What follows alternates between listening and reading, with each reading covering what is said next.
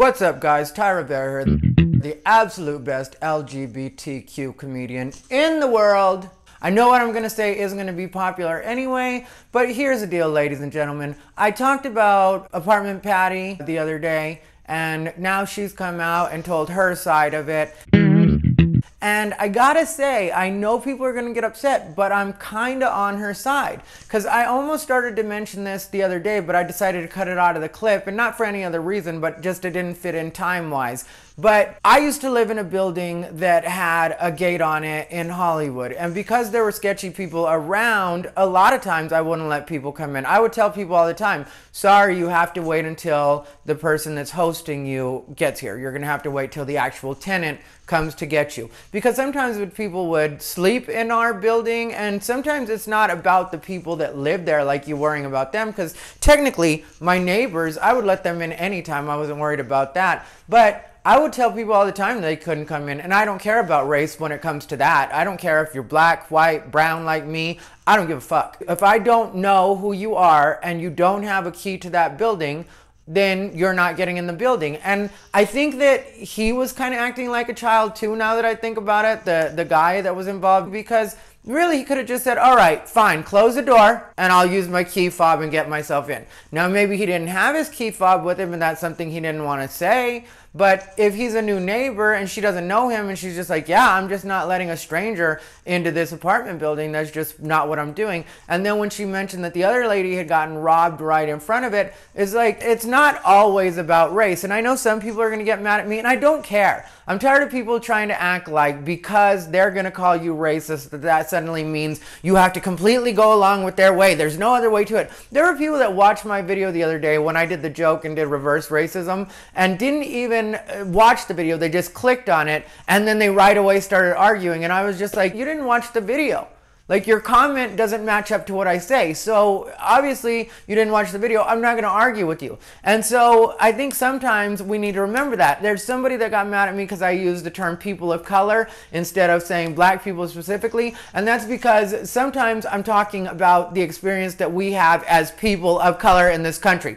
It's like me. Latino is the bigger umbrella for what I am. I am technically Mexican American. So if a person refers to me as Latino or talks about Latino problems, I'm not going to be like, oh yeah, well, I'm not Latino. I'm specifically, it's like, yes, we're still under the same umbrella in that way. And there are differences in the way that we get treated as far as black versus Latino versus even like dark skin Latino. And that happens even within our own communities, like as far as dark skin, light skin. So we need to kind of push past that, because I'm tired of people acting like I'm white, which is something I hear all the time. When black people get mad at me on YouTube, they'll right away be like, yeah, you say that because you're white. And it's like, where are you getting white from this? I'm Mexican and I'm from Arizona, so I definitely know what discrimination feels like. I had somebody tell me the other day that I shouldn't lump gay in with it. Well, I'm Latino and gay. I'm Mexican and gay. So I'm not supposed to talk about my experience. It's just supposed to be about you and your struggle. I mean, like, I'm tired of that. And it's not all black people. By any means, it's not all black people. Because I have so many friends that I talk to about race and everything else. And we're all under the same umbrella as far as being people of color in this country.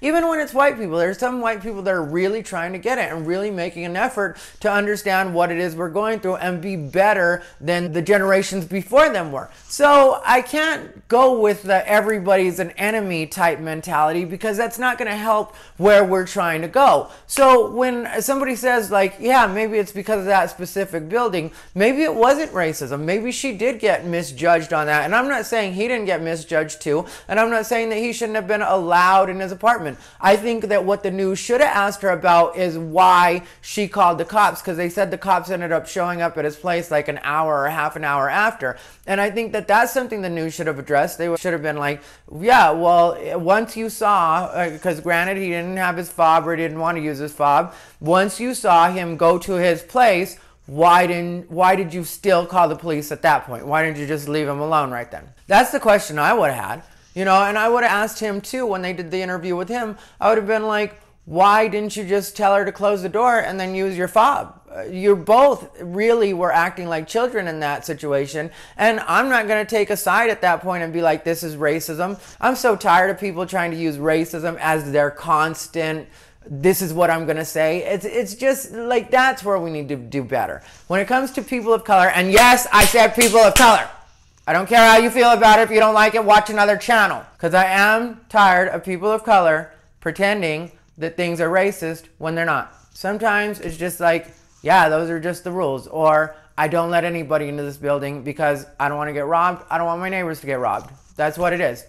And that's what it was with me. Like I said, in that sketchy neighborhood, there was a time where I had to walk in the gate and I really was thinking to myself, I really don't want this person walking behind me in a hallway. I don't feel comfortable with this person walking behind me in a hallway. And Oprah says, always trust your gut. I don't know if you guys watch Oprah, but I used to watch Oprah all the time. And Oprah said, always trust your gut. Gabrielle Union admitted that she got raped because she didn't trust her gut. Like, she knew not to let this guy in after hours. She went ahead and went against her better judgment, let the guy in, and he ended up raping her. Now, the way I feel about it is, if my gut tells me not to let somebody in and I'm going to have to be in the vulnerable position of having that person walk right behind me, I'm just going to tell that person that, I'm sorry, you're going to have to wait until the person you're here to see gets you. And that's just what it is. And I know some people are going to be upset about this, and some people are going to be mad at me because they're going to be like, well, you jumped all over the place and you talked about race and you talked about homophobia, and typical gay guy always going to talk. Well, let's get to that at some point too, because the other day when I talked about the homophobia in the black community, a bunch of people got mad at me and a hit dog will holler. So something must have gone on there where you were like, oh, how dare somebody call me out while I'm trying to call everybody else out. We'll talk about that again at some point, but I think this video is long enough. Let me know what you guys think. Like, comment, and subscribe. This has been Rivera, the absolute best LGBTQ comedian in the world.